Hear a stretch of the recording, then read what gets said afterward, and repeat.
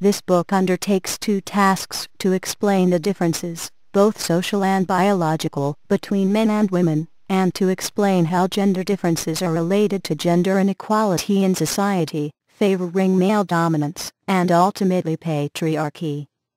Discussions around gender have focused on the nature versus nurture debate, but both positions maintain similar assumptions, in that men and women are different, and that difference lends itself to domination.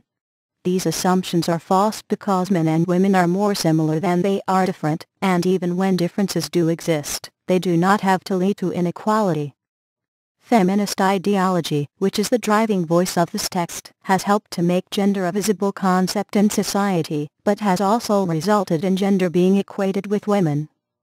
To overcome this misconception, masculinity and femininity must be analyzed simultaneously, deconstructing both groups, to make them both visible. This allows us not only to identify the inequality and discrimination suffered by those who are dominated, but also to understand and challenge the privileges of the dominant group. In studying both masculinity and femininity, it becomes easier to identify the existence of multiple masculinities and femininities, which are created as much by the individuals as by the context of the situations in which people interact. A component of this is what Carol Davris calls deceptive distinctions, that the position of a person, rather than the person's gender, determines behaviors and access to resources.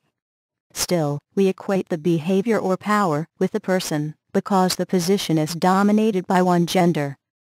Although there are multiple masculinities and femininities, we are judged by the same dominant standard in our society, or what are called hegemonic masculinity, and emphasized femininity. Access to power and resources, then, is determined by how closely one adheres to these ideals, which helps to sustain the patriarchal status quo.